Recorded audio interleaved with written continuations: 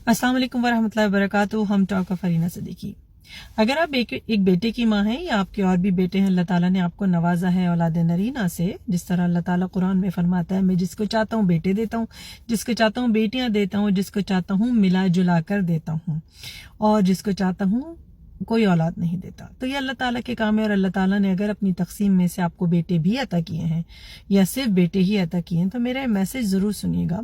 जब आपके बेटे छोटे होते हैं तो आप उनको हर चीज़ ला के देते हैं, जो भी चीज़ होती है उस पर नाम लिख दिया, ये मेरे बेटे की है, ये मेरे बेटे के लिए मैंने खरीदी है, ठीक है। जब आपका बेटा बड़ा हो जाता है, आप हमेशा उसको बेबी ही पुकारती हैं, मेरा बच्चा, मेरा मुन्ना।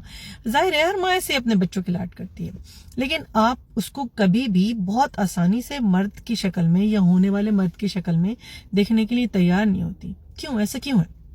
जब वो ये आपका बेबी बड़ा होता है तो आप एक दिन सोचती हो, अब मेरा बेबी बड़ा हो गया, मुझे इसके लिए एक लड़की लानी चाहिए, मैं उस लड़की को लेकर आऊंगी ताकि मेरे बेटे की कंपेनियन बने, ठीक है। लेकिन आपने ये समझा है कि आप अपने बेटे के लिए एक अनदर टॉय नहीं ला रही हैं, एक डॉल नहीं ला रही हैं।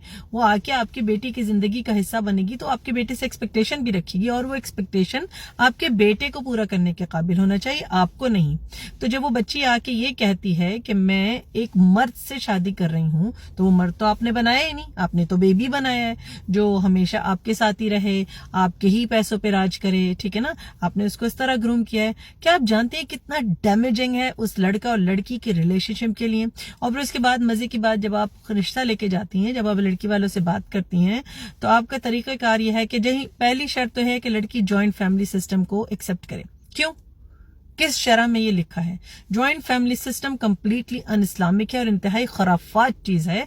वो इसलिए कि आप अपने जो किंगडम है ना, आपका घर, आपका मुल्क, उसकी आप क्वीन है, और कभी भी एक नई आने वाली शहजादी को आप क्वीन बनना नसीब नहीं होने देती, ठीक है ना। क्योंकि आपका घर है, आपका शौहर है, फिर आपका बेटा है, वो उस औरत का शौहर है, वो तो शौहर बनेगा ही नहीं ना, वो तो आपके बेटे की बीवी है, ठीक है।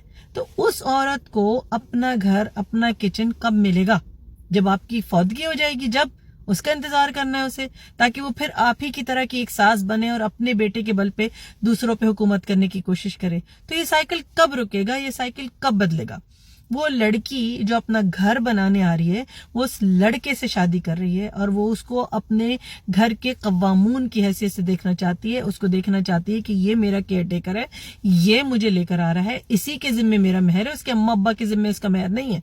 तो जब वो लड़की आके उससे कहती है मुझे आपके वालिदैन के साथ नहीं रहना, मुझे अपना एक छोटा सा घर चाहिए जो आप देंगे, ठीक है ना, तो वो कोई इतना बड़ा गुनाह नहीं कर रही होती कि आप या तो उससे रिश्ते से इनकार कर दें, या फिर उसको सूली पे चढ़ा दें, या उसके वालिदैन की तरबियत को इल्जाम देने लगे। वो उसका शरई हक है।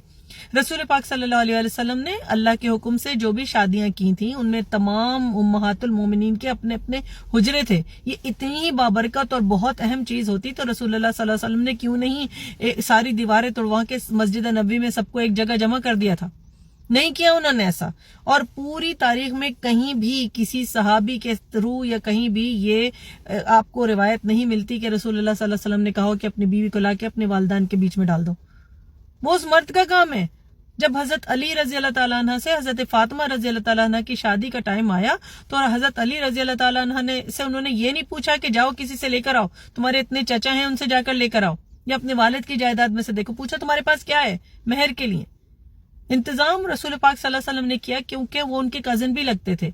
तो उस मर्द को जिसको आपने पाला है, उसको मर्द बन के अपनी जिम्मेदारी उठाने के काबिल करें, और उस लड़की को जो उस मर्द की वजह से निकाह करके आपके घर में आ रही है ना, उसको पाबंद मत करें, या उसको अपनी ख्वाहिशात अपने शौहर को बताने के लिए सूली पे मत चढ़ाएं।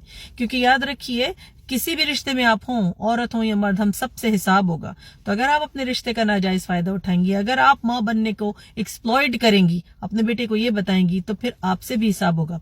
आपके बेटे के ऊपर आपकी खिदमत फर्ज है, जो अलग घर में भी रह के की जा सकती है, आपको मेहमान बुला के भी की जा सकती है, अलग तरीके से भी की जा सकती है। लेकिन उस बच्ची को उसका हक लेने दें, उस पे उसको कंडेम मत करें, उसको बैश मत करें।